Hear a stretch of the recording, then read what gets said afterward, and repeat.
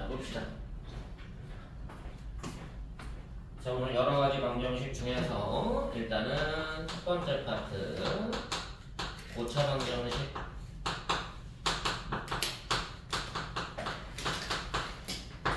이제 고차 방정식의 풀이를 볼 건데요. 이 고차 방정식을 풀기 위해서는 일단 인수분해를 어떻게 해야 되는지가 중요해. 네, 첫 번째로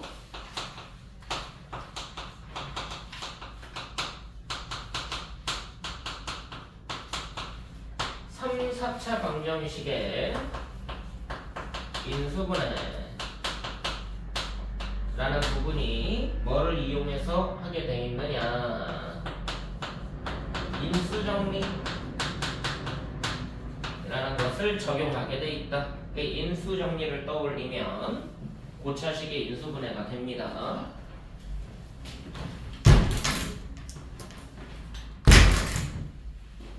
인수정리 기억나니? 기억나니 안 나니? 인수정리를 내가 두 가지 관점에서 설명을 했는데, 하나는 나머지 정리에서 확장된 파트가 있고 실질적으로 인수분해를 하기 위한 파트가 있다. 대입값을 찾는 이론이잖아. 실질적으로 여기서는 대입값 찾는 이론이야. fx equal 0이라는 식에서 x 빼기 알파 가 인수라는 얘기는 f 알파가 0 되는 거였지. 그럼 이제 알파라는 값이 근이 되기도 하는 거고, 그럼 저 알파를 어떻게 찾을 거냐라는 거였는데, f 알파가 0일 때야 단 이 알파라는 애는 유리수까지만 사용한다는 거, 무리수는 찾을 수가 없습니다. 그래서 fx가 어떻게 생겼었느냐, an x의 n승으로 시작을 하고 상수항이 a0, 최고차항 an, 상수항 a0일 때 저 알파라는 애는 누구였다? 플러스 마이너스 최고차항의 약수 분의 상수항의 약수 중 한 개였다라고 기억을 했었지. 맨 앞에 2가 써있고 맨 뒤에 1이 써있으면 2의 약수분의 1의 약수가 알파 중에 반드시 있어야 된다는 게 인수정리였어. 요거를 가장 많이 적용한다고 생각을 해야 돼. 고등학교 졸업할 때까지 얘를 가장 많이 사용을 한다. 근데 고1 때는 이거 외에도 여러 가지를 사용하지만 고2, 고3 계속 졸업할 때까지는 이 인수정리를 이용한 인수분해가 가장 중요하다라고 인식을 하는 게 제일 좋아. 이거는 까먹으면 안 돼.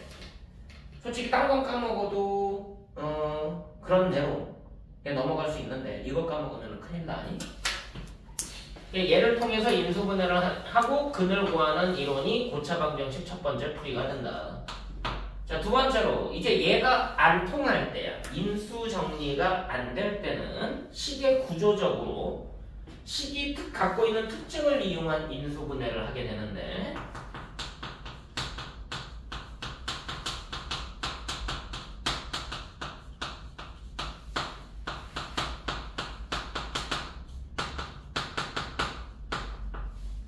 여기에서 쓰이는 첫 번째 내용이 뭐가 되느냐, 식의 구조적으로 봤더니 보기차 구조를 갖고 있을 때 그걸 보고 이제 우리가 보기차 방정식이라고 형태를 얘기를 하고요. 이것의 풀이라고 따로 얘기를 하게 돼 있어. 그럼 보기차 방정식은 대표로 어떻게 생겼었느냐라는 것을 기억을 해야 되는데, 얘는 이런 형태로 생겼습니다. ax 4제곱 bx제곱 c 4차하고 2차하고 상수만으로 구성되어 있는, 저걸 보고 이제 보기차식이라고 불렀고, 이퀄 0 하면은 보기차 방정식이 되는 거야. 그럼 4차 방정식에서 대부분은 보기차 방정식이 만들어진다. 대표가 4차라는 거. 이거 외에도 다른 것들도 있는데 그냥 이 풀이법만 알면 나머지 거는 얘랑 똑같이 풀리니까 그냥 이거 말고는 안 나온다라고 생각해도 크게 상관은 없어.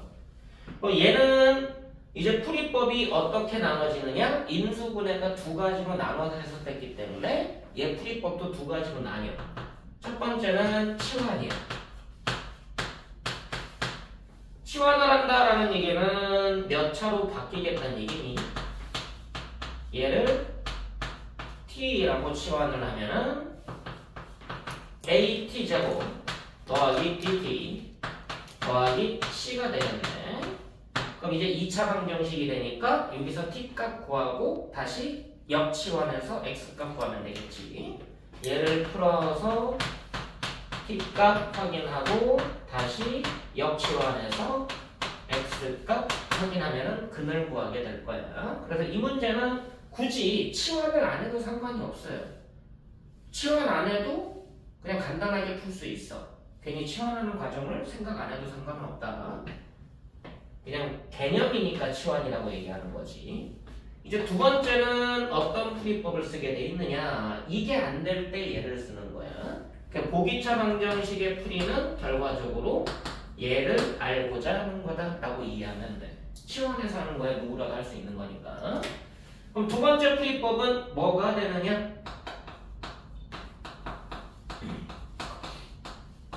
완전 제곱으로 변형을 하고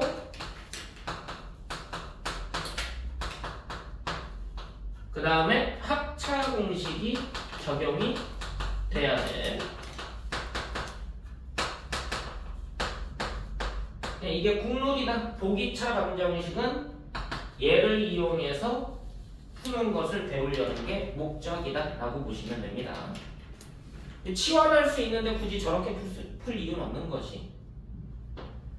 자, 그럼 이제 완전 제곱으로 변형을 어떻게 할 거냐라는 얘기인데 일반적으로는 두 가지 방식으로 얘기를 하게 돼 있어.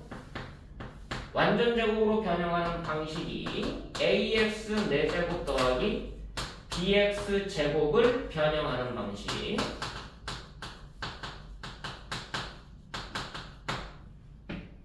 그럼 변형할 수 있겠죠. 그럼 얘는 어떻게 되는 거니? 뭔가의 제곱으로 바뀌게 될 거야. 맞니? 뭐 ax 제곱 더하기 b의 전체 제곱으로 바뀌게 될 거고, 그럼 b제곱이 빠져야 되는 거고, 상수항이 c가 있었으니까 c가 더해지겠지. 맞아 안 맞아? 이 두 개만 바꾸는 거니까. 이 두 개만 이걸로 완전 제곱으로 변형하는 이론이다. 맞니 안 맞니? 그럼 이렇게 정리하면 얘가 어떻게 바뀌어야 된다는 거야? 앞에 거 제곱이고 뒤에 거를 계산해 봤더니 뒤에 것도 제곱꼴로 나와야지만 합차 공식을 쓸 수 있게 되겠지. 반드시 요 꼴로 나와야 된다. 이 꼴이 되는지 확인이야.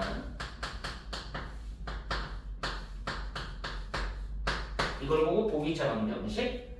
자, 이게 아니면 뭐를 이용해서 변형하게 되느냐? ax 4제곱 더하기 c의 변형입니다. 근데 이거는 주의할 점이 뭐냐면 억지로 변형할 수는 있지만 일반적으로 얘기해 주는 거야. c가 상수함이 양수인 경우에 c가 음수면은 허수를 이용해서 변형해야 되기 때문에 좀 귀찮은 게 일어나서 그럼 이제 얘를 완전 제곱으로 변형을 한다. 아, 얘도 결국은 ax 제곱 더하기 b의 전체 제곱 형태로 변형이 되겠구나. 완전 제곱으로 그냥 변형하면 되고요. 그런 다음에 이번에는 b제곱을 빼주는 게 아니라 뭘 빼줘야 되니?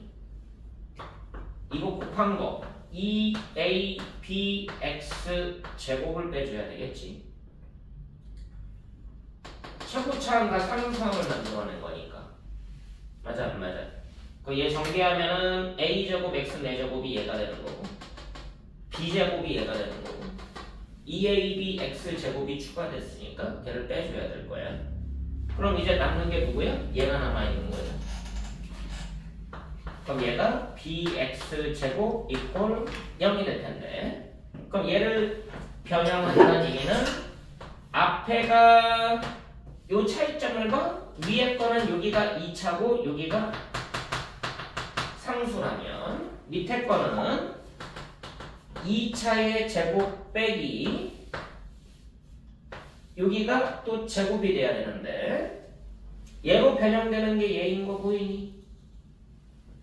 얘가 이쪽으로 바뀌어야 되는 거 보여? 됐어. 근데 이 자체가 몇 차니까? 이미 2차잖아. 그럼 여기는 몇 차가 들어가야 돼? 1차가 들어가야 돼. 그치? 이 자체가 2차니까. 그럼 얘가 1차여야지 제곱하면 2차가 나올 거 아니야? 그래서 위에 거하고 차이점이 뒤에 게 상수로 바뀔 거냐? 뒤에 게 1차로 바뀔 거냐? 그럼 이제 인수분해해서 답을 구하면 된다는 얘기야. 몇 개 됐어? 안 됐어?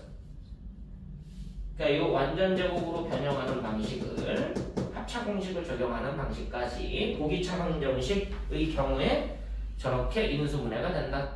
저거 말고 이제 나머지 것들은 되게 식의 구조적인 특징이 특이한 애들이 있어서 이 두 가지가 우선이고요. 인수 정리하고 보기차 방정식. 나머지 것들은 좀 특이성을 가져서 저 두 가지를 대표로 배우는 거다라고 생각을 하시면 되고 이제 보기차 방정식 말고 이제 식의 구조적으로 조금 특징이 되는 형태들이 좀 있어. 가장 많이 쓰이는 것 중에 하나가 이렇게 불러요.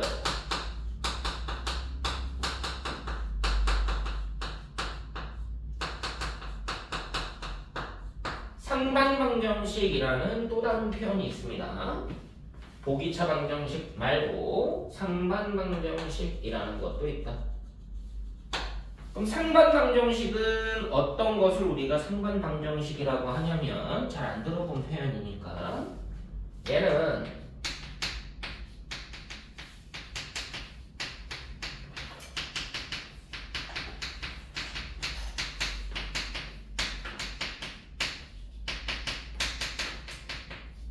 개수 숫자가 대칭 형태일 때를 우리가 상반방정식이라고 불러. 개수 숫자가 대칭 형태다. 부호가 바뀌어도 상관은 없습니다. 예를 들어 볼게. 자, x 세제곱이야. 2x 제곱이야. 2x 더하기 1. 개수가 대칭 형태인 거 보이니? 맨 아까 맨 뒤 1, 1. 그 다음에 2, 2. 또 다른 예를 들어볼까? x 4제곱 마이너스 3x 세제곱 더하기 2x 제곱 마이너스 3x 더하기 1. 개수가 대칭 형태라는 거 인지가 되지? 근데 이게 부호가 바뀌어도 상관은 없어. 부호가 달라도 돼. x 4제곱 더하기 4x 세제곱 마이너스 3x 제곱 마이너스 4x 빼기 1. 이해됐어? 대신에 앞뒤 부호가 얘하고 얘가 반대잖아. 그럼 얘네들도 부호가 반대가 돼야 돼. 이해됐어? 부호적인 특징도 부호가 반대면 계속해서 부호가 반대가 나와야 된다. 부호가 같으면 계속해서 부호가 같아야 돼. 그럼 이제 쟤는 식의 형태가 좀 특이하니까 일단은 얘를 인수분해를 하는 형태를 배우긴 해야 되지만 나중에는 얘가 갖고 있는 근이 구조적으로 독특한 특징을 갖게 돼요. 다른 것들은 근이 갖는 특징이 딱 규격화가 되어 있지 않는데 상반방정식은 근이 딱 구조적으로 특징을 가져. 얘가 근이면 얘도 근이어야 돼. 얘가 근이면 얘도 근이어야 돼. 그럴 수밖에 없어. 구조적으로. 그래서 그 근이 갖고 있는 구조적 특징을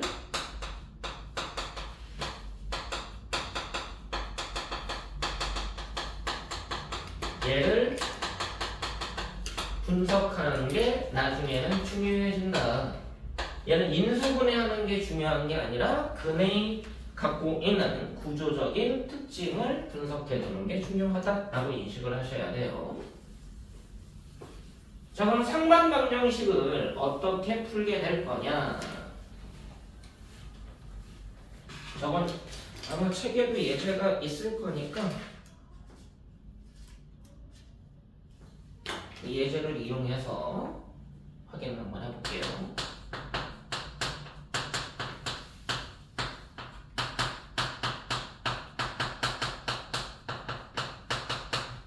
자, 상반방정식인 거 보이십니까? 개수가 대칭 구조를 이루니까 쟤를 인수분해를 어떻게 하는지 보자. 자, 일단 첫 번째로는 너네가 적용해야 되는 게 뭐냐면 일단은 인수 정리가 되는지를 확인해야 돼.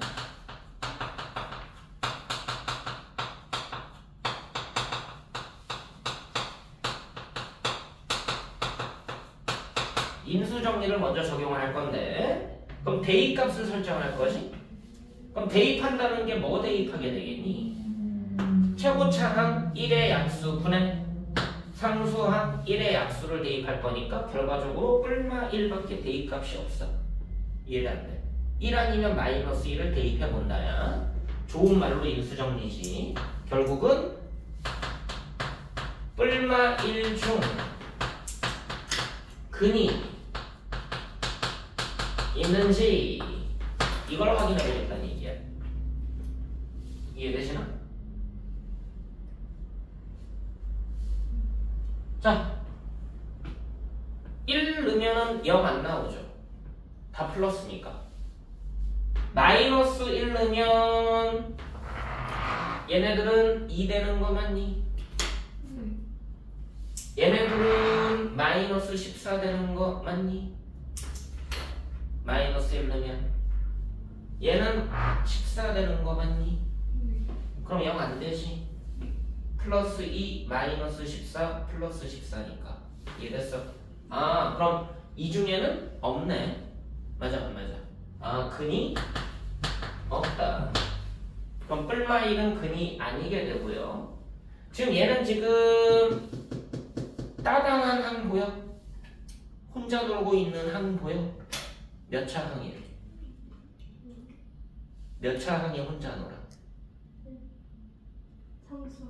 진짜? 아니요. 개수가 대칭이라니까 지 혼자 놀고 있는 숫자 있지 않아? 요 시계 보면 14. 그래, 얘가 혼자 놀고 있잖아. 맞니? 그지? 불쌍하지? 그지? 따당했으니까. 그럼 기분 나빠는 나빠. 기분 나쁘면 뒤집어지죠. 맞아. 성질 나잖아. 그래서 얘가 뒤집어져.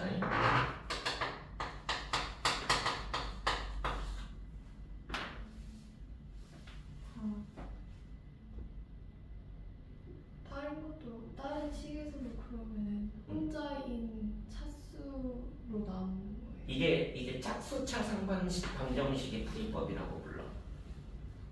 따당한 항으로 전체식을 나눠줘라. 알겠니? 그럼 전체식을 따당한 항으로 나눠줘라. 그럼 이 식이 어떻게 바뀌냐면 x제곱. 이게 나눠줘도 되는 이유가 0이 근이 아니어서 그래. 7x 14 x분의 7 x제곱분의 1 이퀄 0 이렇게 됐나요? 자, 이 식의 구조적인 특징을 다시 보면 얘랑 얘 볼래? 노란색 7 묶어내면은 x 더하기 x분의 1 보이니? 그럼 이 식은 얘네 둘도 x 더하기 x분의 1로 변형할 수 있는 거 맞니? 그럼 얘는 이 노란색이 기준이 돼서 x 더하기 x분의 1 이거를 이용해야겠다라는 걸로 생각을 해야 돼. 만약에 이게 부호가 반대였어. 얘가 부호가 둘 다 반대였어. 그래도 상반방정식이겠지? 그럼 이번에는 뭘 이용할 거야? x 빼기 x분의 1을 이용하게 될 거야. 이해됐어? 근데 지금은 여기가 부호가 다 같으니까. 자, 그럼 얘하고 얘는 얘를 이용 이동하면 뭐로 바뀌냐?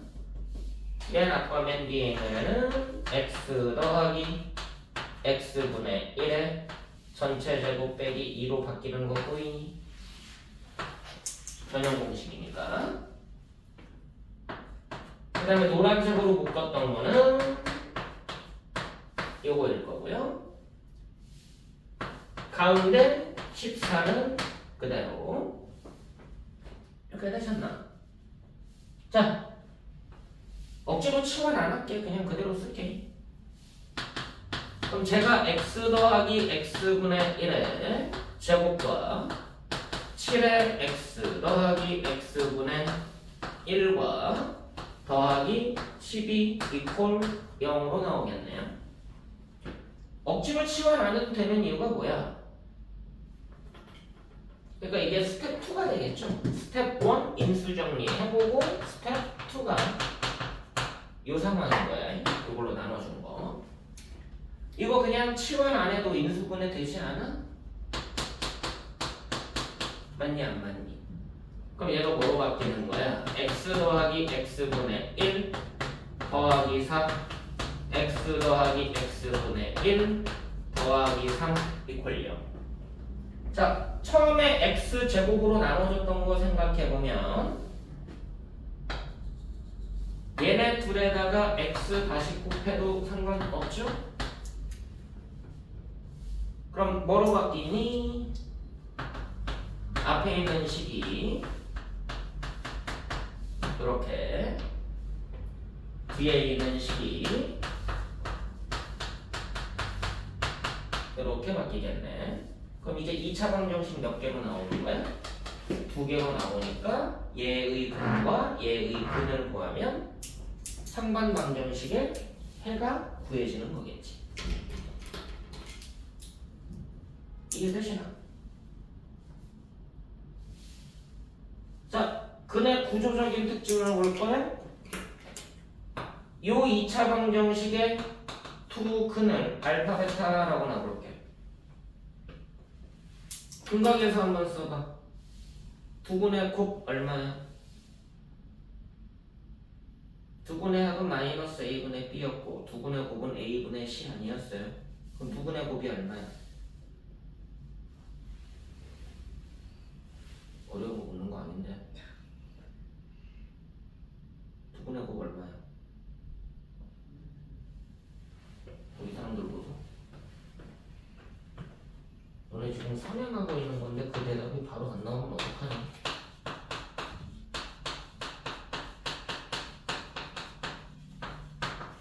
두 근의 합 얼마야? 마이너스 a분의 b. 두 근의 곱 얼마야? a분의 c. 두 근 곱 얼마야? 1. 이상해? 이상하냐고. 이건 뭐 이상하냐고. 좋아요. 네. 너 왜 그래? 맨 앞분의 맨 뒤. a분의 c 맨 앞분의 맨 뒤. 됐니? 아, 왜 그래? 두 근 곱하면 얼마라고? 1이라고요. 자, 이 2차 방정식의 두 근 곱 얼마야? 또 1이라고요. 네. 자, 곱해서 1이야. 무슨 수 관계야? 두 수가. 곱해서 1인 두 수 관계야. 곱해서 1인 두 수 관계. 역수. 역수죠. 아, 네. 아니, 초딩도 알고 있겠다. 응? 초딩도 알고 있는 용어를. 그럼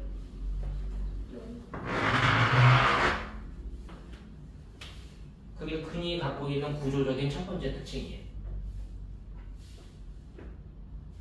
자, 3이 근이면 뭐도 근이어야 돼? 3이요? 3이 한 근이면 뭐도 근이어야 돼? 3분의 3분의 1도 근이어야 돼. 자동으로. 1. 이해돼? 루트 3이 근이면 자동으로 뭐도 근이어야 돼? 루트 3분의 1도 자동으로 근이어야 돼.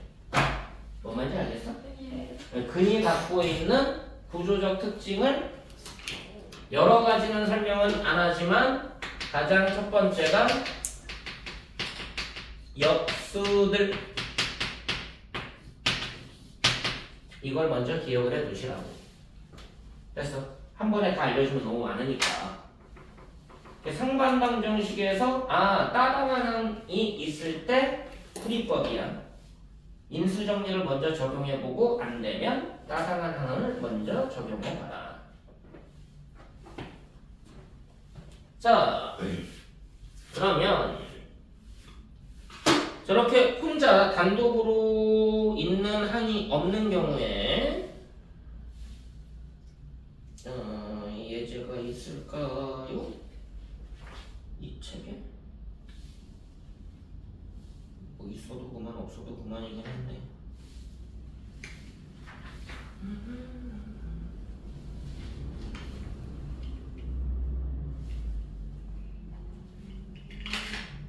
다 같은 패턴밖에 안 보이네요.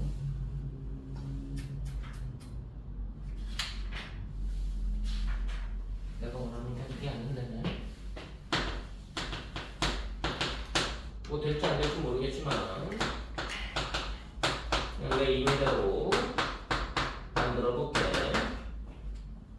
자, 개수가 대칭 구조니까 상반방정식이야, 그치? 그럼 이제 따당 안에 있어 없어? 없지. 스텝 1은 뭐였다고? 인수정리 적용해봐라. 맞니? 그럼 뭐 분의 뭐? 2의 약수분의 2의 약수. 그럼 2의 약수가 1하고 2 맞니? 네. 또 분자도 1하고 2 맞니? 그럼 1, 2, 2분의 1, 1 맞아 안 맞아? 1, 2, 2분의 1 됐어? 뿔마 됐어? 쟤네 중에 대입하면 0 되는 애가 있겠다. 자, 개수가 구조적으로 특징을 대칭성을 이루니까 x에다 1 넣으면 얘랑 똑같은 숫자지. 얘랑 똑같은 숫자지. 0 나와 안 나와? 안 나오죠. 자, 마이너스 1 넣으면 얘랑 부호가 반대가 되지. 없어지지. 얘랑 부호가 반대가 되니까 없어지지. 마이너스 1이 한 근이네. 여기서 마이너스 1이 한 근이 된다. 그럼 근 하나 찾았어. 그럼 얘가 다이렉트로 뭐로 인수분해가 되는 거야? x 더하기 1로 인수분해 되는 거 맞아 안 맞아? 자, 뭐 조리제법 그딴 거 안 써? 뒤에 몇 차야? 2차 맞니? 그럼 뭔가의 x제곱 뭔가의 x 뭔가가 있을 거 아니야. 전개해서 얘 껴맞춰 곱하면 2x 세제곱 나와야 되니까 2 곱하면 상수항 나와야 되니까 2 여기만 잡아내면 돼? 자, 요렇게 곱하면 몇 차 나와? 2차. 2차. 그럼 다른 거 이렇게 곱해도 2차 나오지. 네. 여기서 플러스 2 나오지. 네. 근데 2차가 누구니까? 마이너스 3이니까 여기서 얼마 나와야 돼? 마이너스 5 나와야 되지. 그러니까 이거 얼마야? 마이너스 5. 암산으로 할 수 있겠지. 네. 알겠니? 그럼 이제 얘로 인수분해가 됐어. 근데 얘를 보니까 다시 인수분해 보여 안 보여? 2차씩. 둘 하나 둘 마마 맞아 안 맞아? 네. 그럼 이제 인수분해가 어떻게 된 거냐? x 더하기 1, 2x 빼기 1, x 빼기 2 이퀄 0. 와우. 근 마이너스 1이 한 근 2분의 1도 한 근 2도 한 근 됐어? 자, 근이 갖고 있는 구조적 특징 무슨 수라고? 역수였다고 맞니? 2분의 1이 근이었어. 그럼 뭐도 근이야? 2도 근인 거야. 그럼 대입값만으로도 찾을 수 있지 않았을까? 여기서 마이너스 1 맞아 안 맞아? 그리고 2분의 1 대입해서도 찾을 수 있지 않았을까? 근이 유리수였기 때문에 무리수였으면 저렇게 못 찾겠지. 대입값만으로. 그래서 인수정리가 우선이야. 알겠니? 그 다음에 인수정리를 한 이후에 인수정리가 안 통하면 아까처럼 홀로 개수가 대칭되지 않는 단독항으로 전체식을 나눠준 후에 요런 꼴로 바꿔서 풀어라. 알겠니?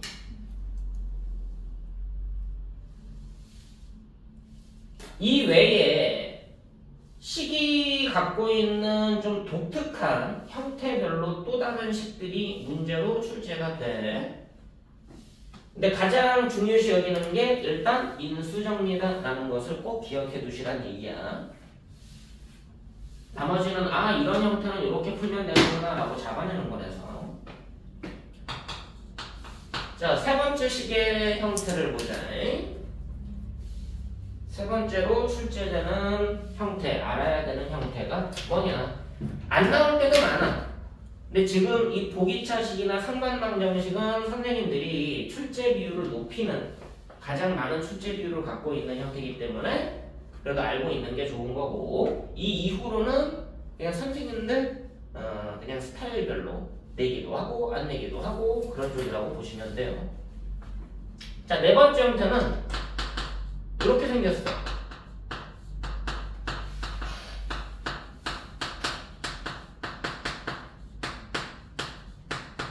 네 개의 1차식 곱이 주어집니다. 더하기 10. 4개가 곱해져 있고 1개가 더해져 있을 때. 4개가 곱해져 있고 1개가 더해져 있을 때. 근데 얘도 두 가지의 형태로 구분이 됩니다. 자, 첫 번째 형태를 보여줄게. x 더하기 a, x 더하기 b, x 더하기 c, x 더하기 d. 1차식 4개가 곱해져 있는 거 맞지? 더하기 2. 자, a, b, c, d, e는 식이야, 수야? 숫자겠지. a, b, c, d, e는 숫자야. 그래서 여기가 더해진 게 뭐인 경우야?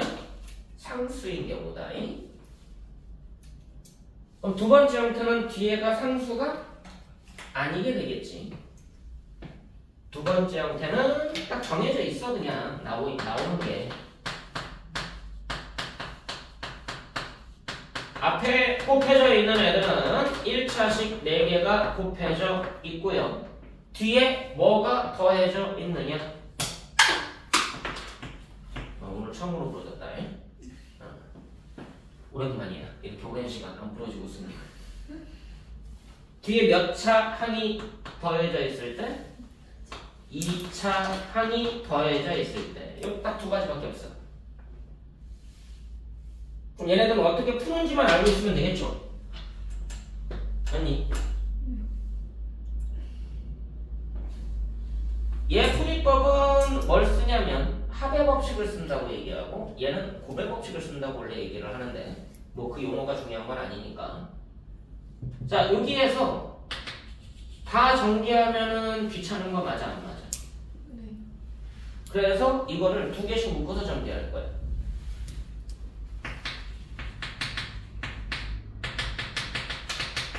상수만 물 거야. 어떤 것만 물 거니? A, B, C, D. 알겠니? A, B, C, D. A, B, C, D. 상수 합이 같은 2개씩 묶음 전개. A 더하기 B하고 C 더하기 D가 같으면 A 더하기 B하고 C 더하기 D가 같으면 앞에 2개하고 뒤에 2개 그냥 전개하면 된다고. 알겠니? 그럼 합이 같은 2개씩 묶음으로 전개를 하면 합이 같으니까 잘 들어. 얘랑 얘랑 더한 게 얘랑 얘랑 같으면 전개했을 때 x제곱 더하기 a 더하기 b의 x 더하기 ab 나오지 않아? 이거 전개하면 네. 이거 전개하면 x제곱 더하기 c 더하기 b의 x 더하기 c 곱하기 d 나오지 않아? 네. 근데 뭐랑 뭐랑 같다고? a 더하기 b랑 c 더하기 d가 같다고. 그럼 요 식에서 몇 차 항들이 같은 거야? 얘랑 얘가 같은 숫자인 거 맞아 안 맞아? 네. 됐어? 네. 얘랑 얘는 다른 숫자 나오겠죠? 얘가 별이면 얘는 세모꼴로 나오게 될 거야. 그리고 바깥에는 아직 2가 있는 상태다. 합이 같은 두 개씩 묶어서 전개하는 이유가 뭐 때문에 그래? 같은 애 만들어내려고 그래. 같은 애. 그럼 뭐 하기가 편해? 치환하기가 편하지. 네. 아니, 그럼 이제 이거를 치환하기 위해서 합이 같은 거 묶어서 전개하는 거야. 치환 후 전개해주면 인수분해가 됩니다. 됐어? 얘는 뭐 하면 될까? 상수 아까 곱의 법칙이라고 했잖아. 곱이 같은 두 개 묶은 전개. 만약에 AB 곱한 거랑 CD 곱한 게 같다면 이번엔 어떻게 될까? 합이 같은 게 아니라 곱이 같은 거지. 맞아? 그럼 여기가 네모면 뒤에도 여기가 네모겠죠? 이해됐어? 곱이 같은 거니까. 합은 같지 않은 거니까 여기가 별이면 여기는 세모가 될 거예요. 그리고 뒤에 2x 제곱이 있다. 그럼 얘도 치환 후 전개하고 인수분해하면 돼. 근데 상수가 꼭 있어야 돼. 그러니까 저기서는 상수고 저기서는 2차. 이게 다르기 때문에 이거 전개해주면 얘랑 얘가 곱해지잖아. 네. 그럼 얘랑 계산이 돼야 돼. 다른 애들끼리. 이거 전개하면 얘랑 얘가 다르잖아. 네. 얘랑 얘랑 곱하면 2차씩 되는 거 뭐야 뭐야. 네. 그래서 2차가 있어야 돼.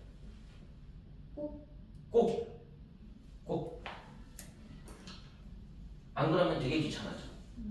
너네들 그나마 편하게 만들려고 이 짓 하는 거야. 이미 이 자체로 귀찮지만 그게 아니어도 되긴 돼. 되긴 되는데 굳이 할 필요는 없는. 알겠니? 딱 변형 형태가 정해져 있어서 너네한테 이 문제를 인수분해하는 방법을 특이성을 가진 거니까 묻고 있는 거야. 인수정리가 되면 이 짓 할 필요 없지. 알겠니? 근데 인수정리가 안 되니까 이 짓을 하는 거예요.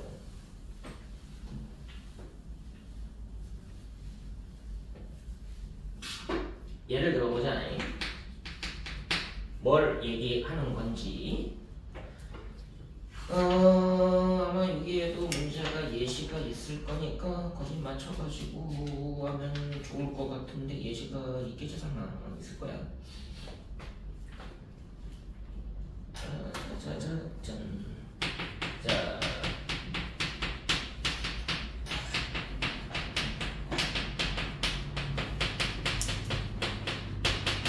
자, 이거 풀어보래. 1357 더하기 15 됐니? 그럼 뒤에가 상수일 때는 무슨 법칙 쓴다고? 합의 법칙. 그럼 앞에 있는 숫자 두 개씩 더해서 같은 것끼리 먼저 전개할 거야. 그럼 얘네들 더한 거 같은 거 보여?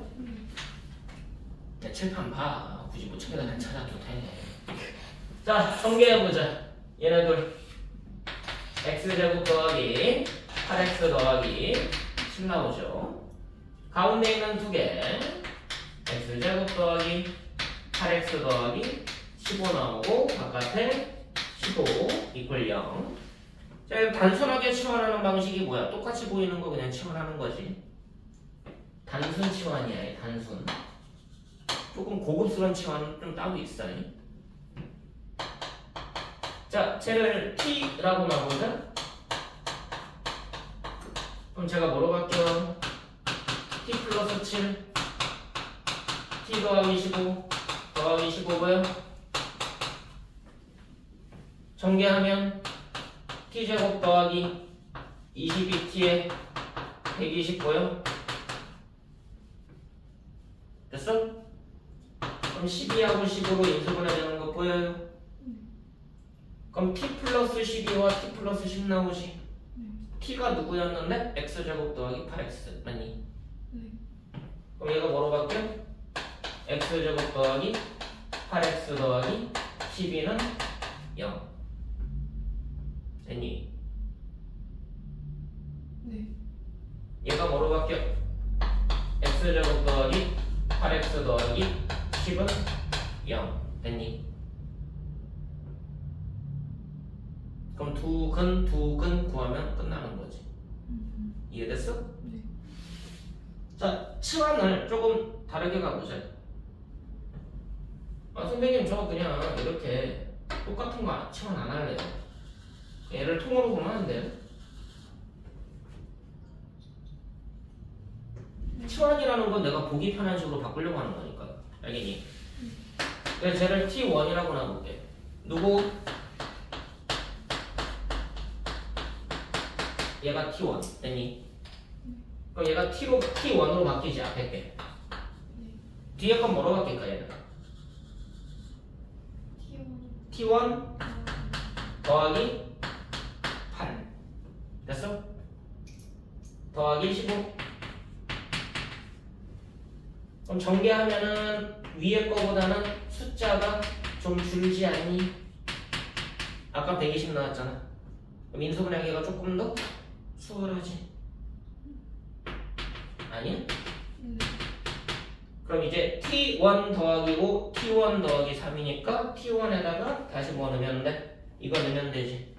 그럼 여기다가 5 더하고 여기다가 3 더하면 이 두 개로 바뀌는 거 보여? 결과적으로 똑같은 건 나와. 자, 그럼 뭔가 좀 더 편한 방식의 치환법이 있지 않을까? 잔머리를 굴리는 거지. 우리는 이제 인간이니까 잔머리를 굴려서 얘가 7하고 15가 더하면 얼마? 22. 평균 얼마야? 11 맞아? 네.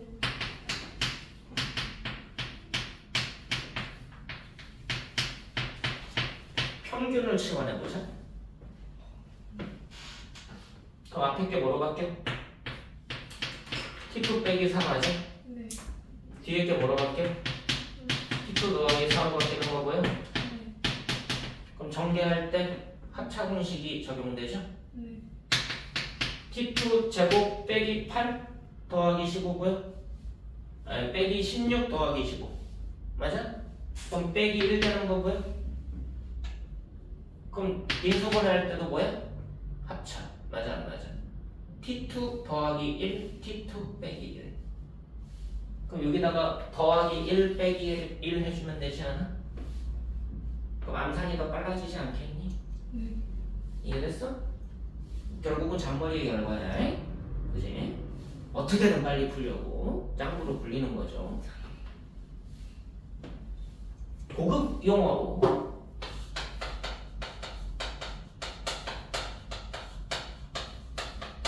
부분치환이라고 얘기를 합니다.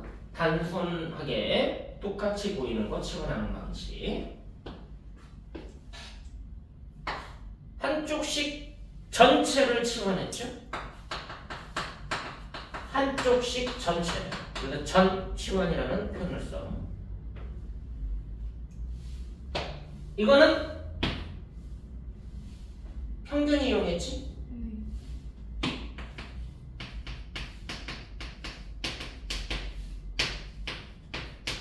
균등치환이라는 표현을 써. 몰라도 돼. 알겠지? 저는 용어가 중요한 건 아니니까. 근데 저런 걸 설명하는 이유는 뭐야? 그냥 단순하게 그냥 가르쳐 주는 것만으로 너네가 그냥 외우려고 하지 말고 결국 수학이라는 건 어떻게 하면 조금 더 효율적으로 풀지? 나는 짱구 굴리는 거거든. 잔머리 굴리는 거야. 근데 너네가 내용을 아무것도 모르는 상태에서 잔머리를 굴릴 수는 없잖아. 그럼 지금까지 역사적으로 수학자들이 어떤 잔머리를 굴렸는지를 배우는 거잖아, 일단. 그러면 그대로 풀어보고서 너네들이 한테 가르쳐주는 건 그들이 실제로 잔머리 굴린 이론을 안 가르쳐줘. 그냥 그들이 생각한 정통 방법을 가르쳐주는 거야. 그럼 너네들이 문제 풀면서 뭐 해야 돼? 어떻게 하면 좀 더 빨리 풀지? 어떻게 하면 좀 더 빨리 풀지? 이게 뜻하는 게 뭐지? 그럼 잔머리는 너네가 직접 굴려야 돼. 문제를 많이 풀면. 이해됐어? 수학을 고지식하게 받아들이면 수학이 점점 힘들어진다. 어떻게든 빨리 풀려고 노력을 하셔야 돼. 이거 외에도 여러 가지 게 있는데 일단은 이 정도까지만 해도 교과과정상에서 그래도 좀 포인트가 되는 부분은 조금 알고 이제 시작을 하는 거니까 이것까지만 먼저 좀 익숙하게 만드는 게 좋습니다. 이게 이제 고차 방정식의 풀이라고 얘기를 하고요. 이제 3차 방정식 또는 4차 방정식, 특히 3차 방정식 같은 경우는 이때까지 가장 많이 쓰는 시기이기 때문에 너네가 중학교 때까지는 2차 방정식까지 확장을 많이 하지만 이제 고1, 고2부터는 2차 방정식은 모르는 게 이상한 거고 3차 방정식을 많이 활용을 해요. 그러니까 3차 방정식이 갖고 있는 특징들을 이용해서 문제를 많이 출제를 해. 그래프적인 특징도 많이 이용을 하고. 그래서 이 다음에 나오는 게 이제 뭐냐? 3차 방정식의 근과 계수와의 관계, 그리고 걔네들이 곱셈 공식이나 인수분해로 어떻게 연결이 되는지 라는 것까지 연결이 될 거야. 그럼 지금 내가 문제를 풀어준 거는 거기 대표적인 문제들을 풀어줬으니까 내가 여기서 문제 뽑아가지고 풀어준 거거든. 그러니까 그거 보면서 다시 한번 풀어보면은 좀 연습이 될 겁니다. 그래서 이제 할 거는 뭐냐? 3차 방정식 응용이라고 얘기를 하는 건데요. 2차 방정식도 풀이법이 있고 그 다음에 응용이 있는 거야. 2차 방정식의 풀이법은 중학교 때부터 4가지 방식으로 풀이법을 적용하는 게 우선이고요. 그 다음에 응용을 하는데 너네가 이제 내가 이런 순서를 계속 얘기하는 이유가 개념을 까먹게 되거든. 그럼 그걸 다시 찾아내야 돼서 그래. 2차 풀이법은 첫 번째가 완전 제곱으로 편형, 두 번째가 제곱근 풀이법, 세 번째가 인수분해 풀이법, 네 번째가 근해 공식이야. 이게 풀이법이야. 2차 방정식은 이거 외에는 풀이법이 존재하지 않는다. 2차 방정식의 응용 첫 번째는 근과 계수와의 관계, 두 번째는 판별식. 됐어? 이런 것들 우리가 이제 또 응용이라고 부르는 거야. 그럼 3차 방정식은 지금 풀이법을 이 앞에서 했잖아. 그럼 이제 풀이법 중에 근해 공식은 없었지. 근데 3차 방정식도 근해 공식이 있어. 단지 고등학교 때 안 배우는 것 뿐이야. 알겠니? 근데 그것까지 알려면 외워야 될 게 많아지니까 굳이 거기까지 설명하지 말자. 그래서 인수 정리하거나 아니면 형태별로 풀거나 그 방식만 하는 거고, 응용에서도 이런 식으로 여러 가지가 있느냐? 아니야. 딱 한 가지야. 3차 방정식의 응용은 근과 계수 하나밖에 없습니다.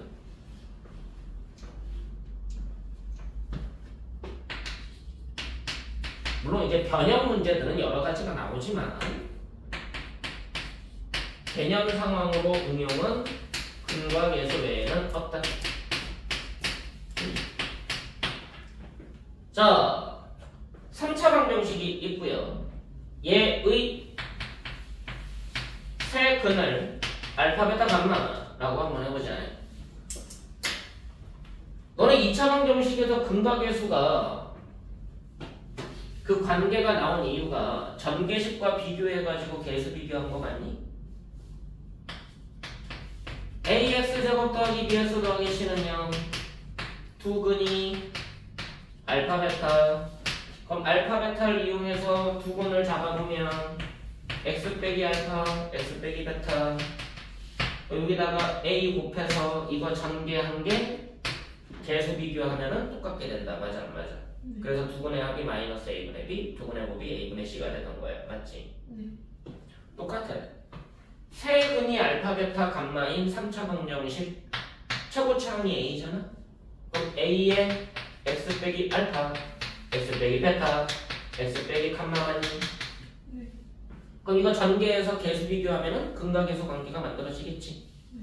이거 전개해보자. a의 x세제곱 빼기 알파 더하기 베타 더하기 감마의 x제곱 더하기 알파 베타, 베타 감마, 감마 알파의 x 빼기 알파 베타 감마 이퀄 0 됩니다. 되셨나요? 네. 이건 그냥 곱셈 공식 이외에서 정리할 거니까. 그럼 얘하고 비교된 게 누구냐? 마이너스 a의 알파 베타 감마가 b인 거네. 얘하고 관계된 게 누구냐? 마이너스 플러스 a의 알파 베타 베타 감마 감마 알파 얘가 c인 거고요. 얘하고 관계 있는 마이너스 a의 알파 베타 감마가 d인 거예요.